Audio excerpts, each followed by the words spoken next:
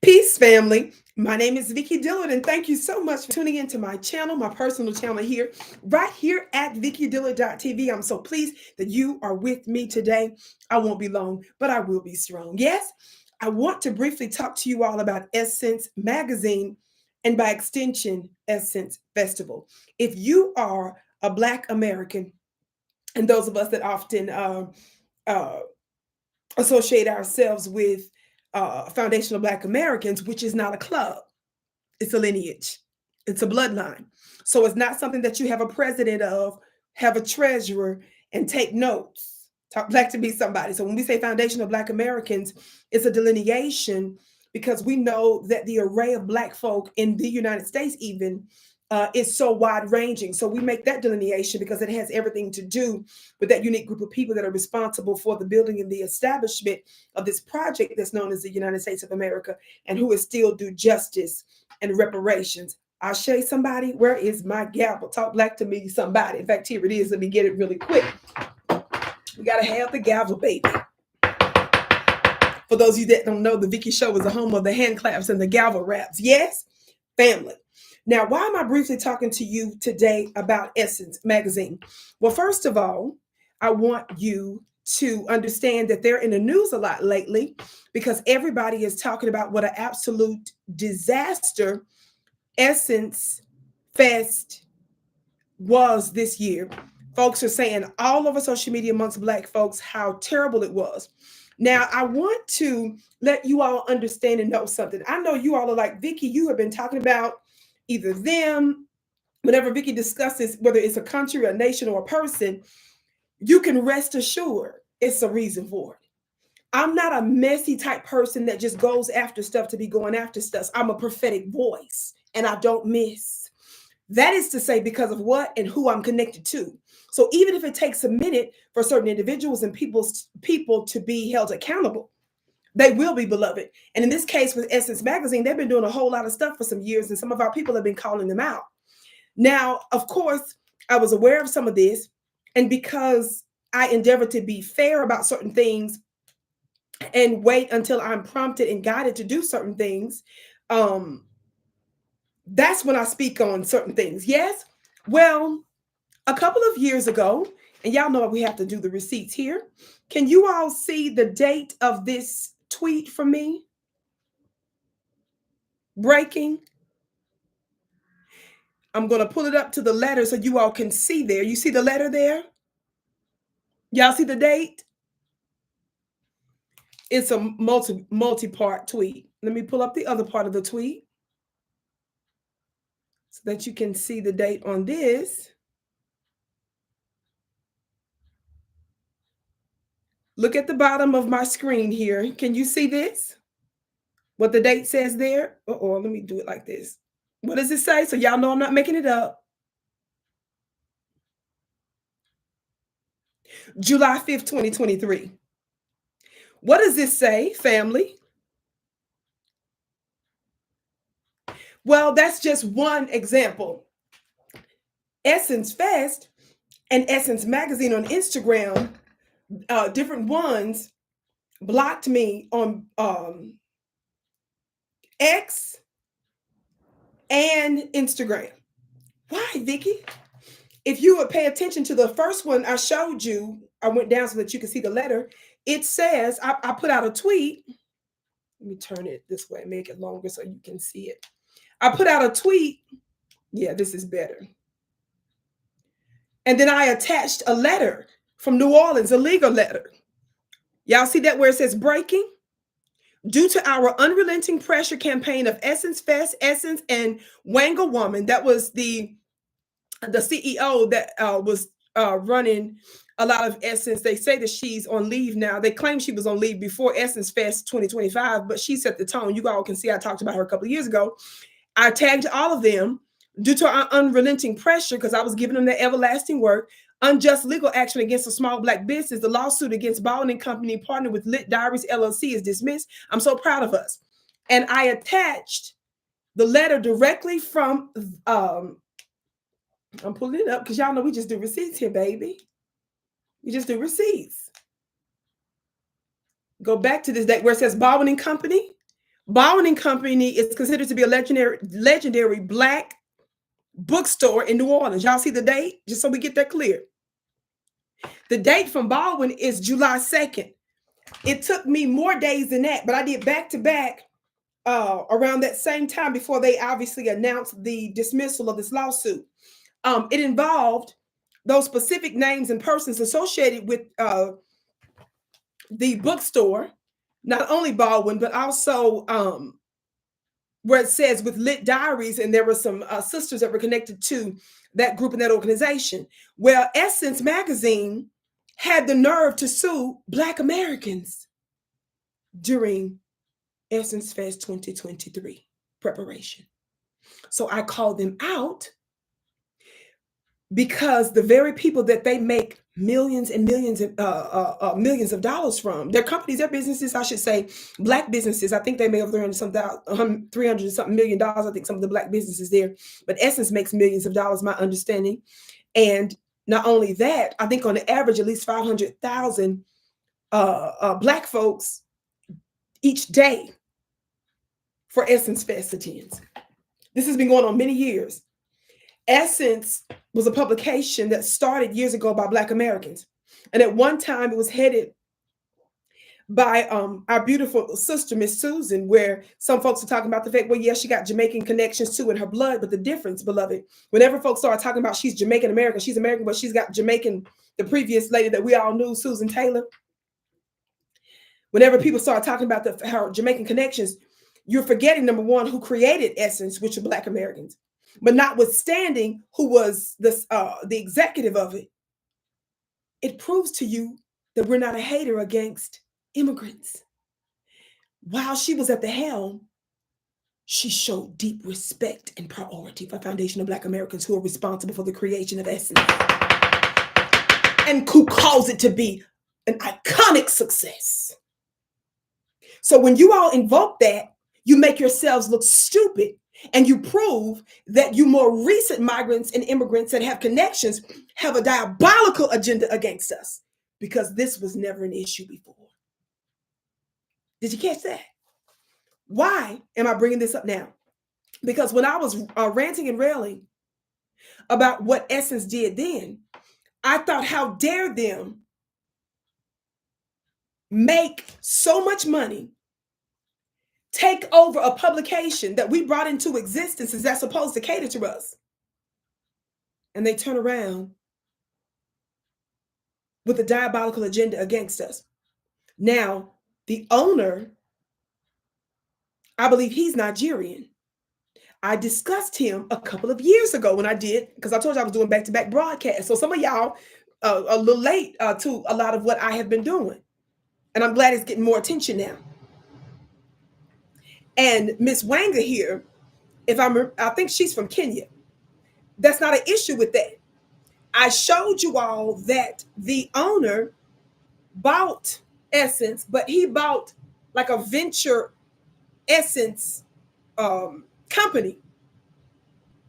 And they have an agenda with the Nigerian officials, some of them, and Nigerian persons to basically commandeer the power, the money, and the resources that we, who are mostly primarily Foundation of Black Americans, that are responsible for the creation and for the magazine having the viewership that it does.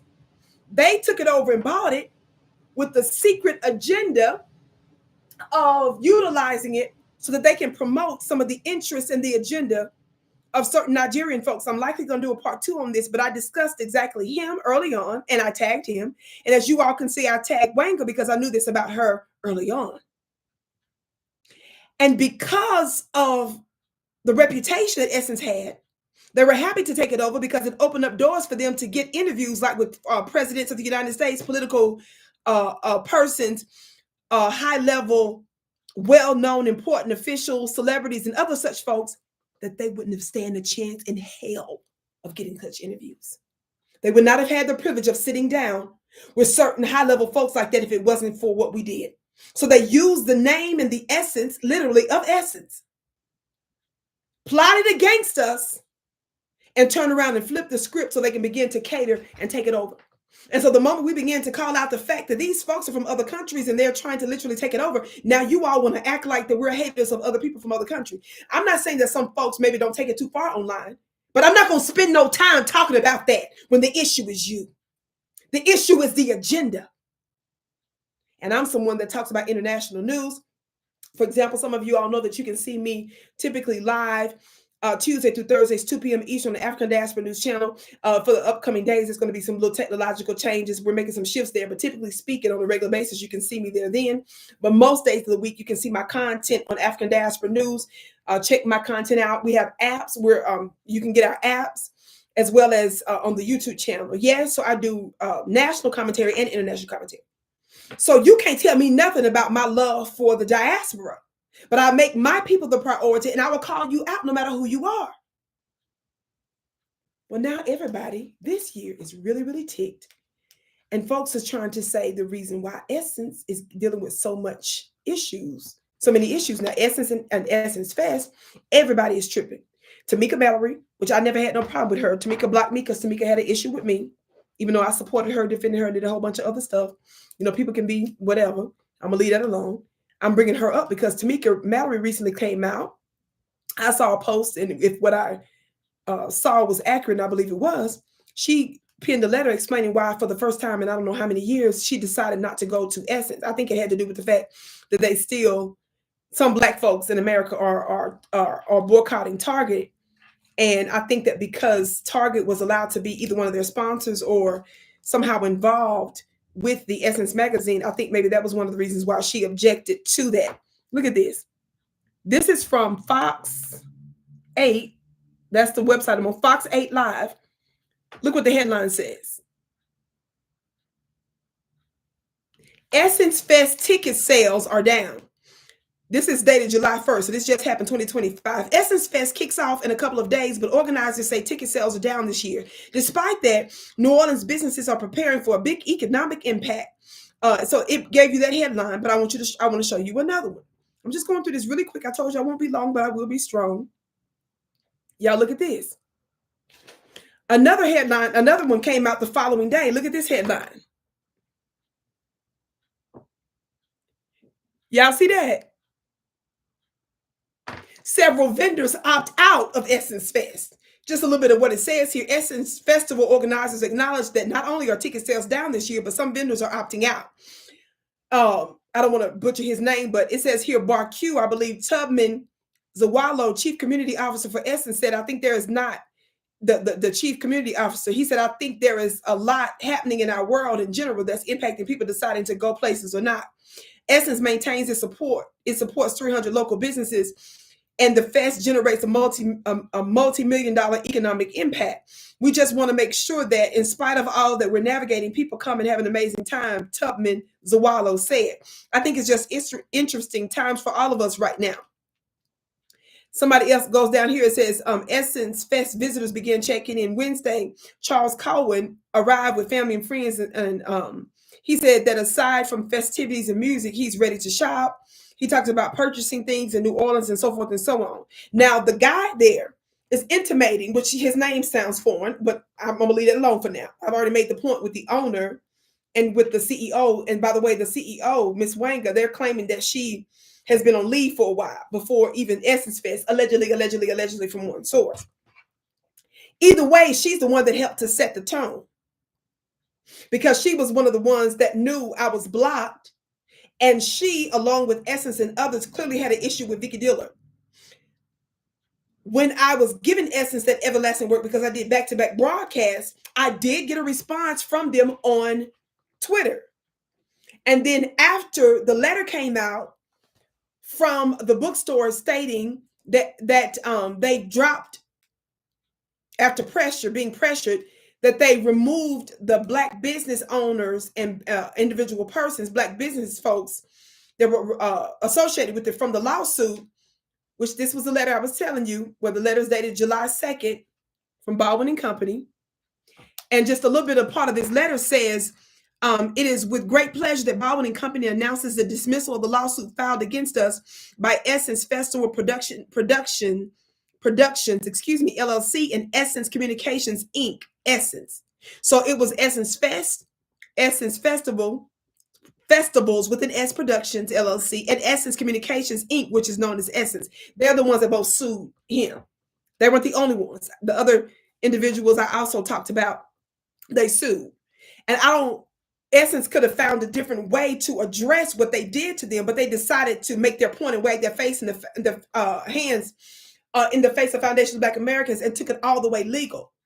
So I brought that up a couple of years ago. Many of us have been complaining even before then about the takeover, and some of you all got into your feelings, but you never did with the essence of what we were saying. So I'm bringing this up to say, not only do I believe it's because you obviously deviated from Foundation of Black Americans who are responsible for the magazine, period. You obviously took it over so that you can take our resources and take the legacy and the name and the reputation that's associated with the brand. You a thief too. While giving us the middle finger and taking away the culture. Not adding African, not adding Caribbean Black folks, not that. No, you're making a big point of eradicating it. I told you I'm going to do a part 2 because I told you all before about the owner a couple of years ago. I brought him up a couple of years ago when I did my coverage. Well, because of his business ventures, there was a plot to intentionally take it over for their interest in Nigeria, among others. So we're not making it up.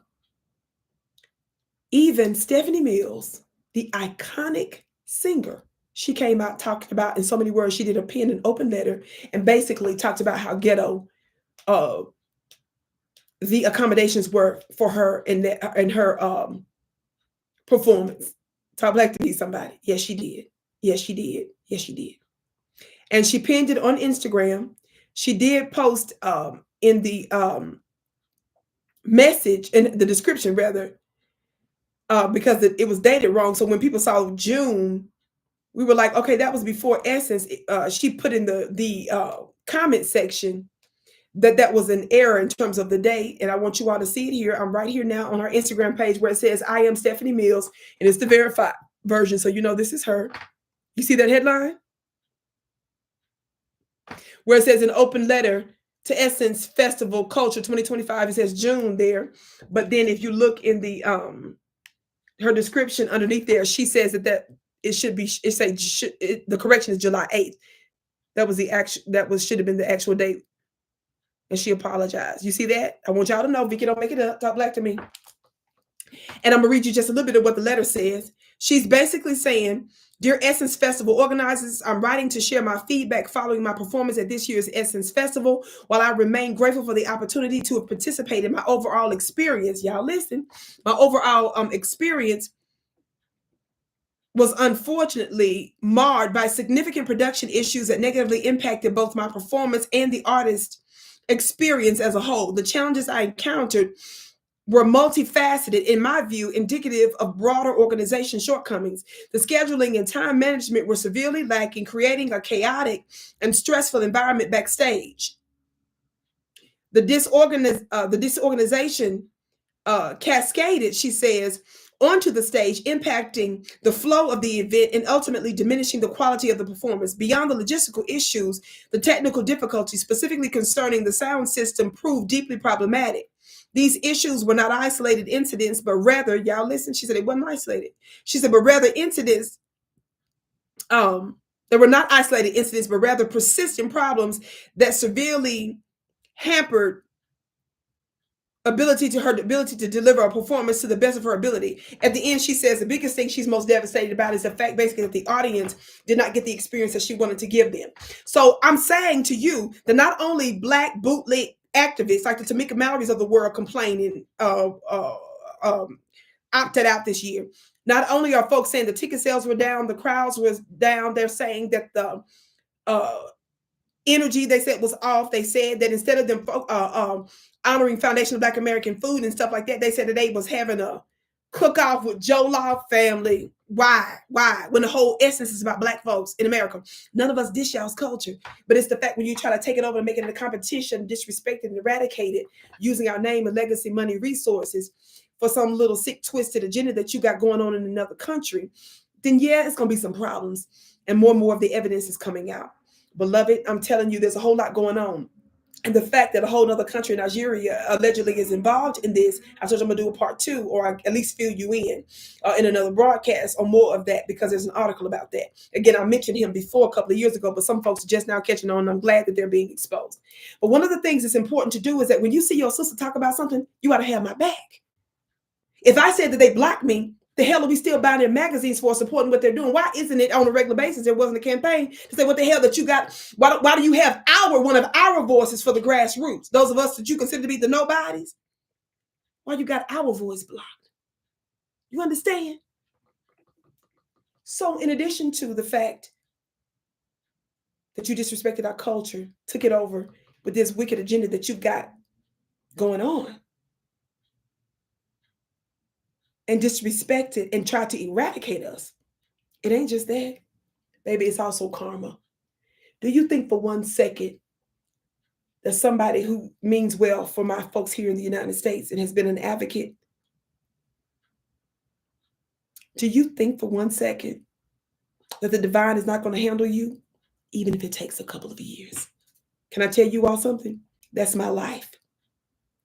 Beloved, mark your calendars for Monday. That's just a couple of days away, just a few days away from the time that you're watching this, on my personal channel here at VickiDillard.tv. Again, you can watch me live on the African Diaspora News channel, but most of the time just go there to see my international commentary, my national commentary as well. But right now you're watching me here at VickiDillard.tv, my personal channel. I've got a lot of yummy things coming up, family. I got special schools for just me and special schools coming up for my sisters. I have my monthly mastermind that's going on right now that you can register for, the Vicki Dillard Mystery School at VickiPlanet.com. Go there for all that information. And I'm going to be launching my private schools that are more high-end later for the men only and the women only. So stay tuned for that. But mark your calendars for this Monday, July 14th. Did you hear me? Monday, July 14th. I'm going to be breaking down to you, watch this, the dark ghost that's involved in the Israeli-Iran war and what's known as the petrodollar. Now, if you're sitting here saying, well, what that got to do with me? Are you out of your mind? Baby, let me tell you all something. There's a reason why Benjamin Netanyahu, the prime minister of Israel, one of his former high-level governmental officials stated that the enemy to her country a few years ago, this is long before October 7th of 2023, she said that the enemy of her country are Black American youth. What does that got to do with you? Why is it that law enforcement flies to Israel to get training? And why are they being trained by Mossad people in Israel? If you don't know who the Mossad is the equivalent to our CIA in the United States. Why do they fly there? And also, why do we allow Israelis to come here to train multiple law enforcement agents? There's a whole lot more to that, beloved. What is this notion of petrodollar? And what does it got to do with you? You don't want to miss this. It's free. It's high-level knowledge, VIP information. And you want to save your free seat today, go to my website at VickiPlanet.com. We're going to pin the link in the comment section. You don't want to miss it. I don't care what you got to do. It's going to be in the evening time. So you'll see the details when you sign up for the link. Yes, we're going to pin it in the comment section. Don't you dare miss it. Your life will never be the same. Let me tell you all something. Whenever folks hear me talk about something, they want to know, how can this country girl from Mississippi, 46 years of age, that now lives in the Wild Wild West, when Vicki speaks on the country, when she speaks on the thing, something eventually happens related to it? It's not because I'm so intelligent or smart. It's because I'm divinely connected. And you will be out of your mind to miss this. There is a changing of the gods and there's a changing of the goddesses. That is to say that there's a spiritual shift that's happening. There is an invisible government over your head, and they have everything to do what you're seeing happen in the governments of the world. The question is, will you be the new world rulers, or are you going to be taken over by the current neo-Illuminati? If you want to know what you can do about it, and if you want to hear the latest divine briefing, click the link below in the comment section to save your seat. Make sure you put it on your calendar. Make sure you put your alarm on your phone, and don't you dare miss it. You'll be out of your mind. The ancients said that my people perish for lack of knowledge. So that means if you have the right knowledge, you won't perish, but you will succeed. But if you don't prioritize knowledge, because if I told you that if you attend, I'm going to be writing $10,000 checks, that's a natural substance and benefit that I'm sure some of you all said that you're going to skip work for, because you would say, why would I go to work for this little $100, $200 worth, 8-9 hours worth of work when I'm getting ready to get 10,000? But when you don't understand spiritual currency that can convert once you receive the knowledge and information and act on it, you want to prioritize it. And this is a gift. This is an offering. So don't you dare miss it. Click the link that we're going to put in the comments below in the comment section. Beloved, be sure to share this video. I can't wait to see you again.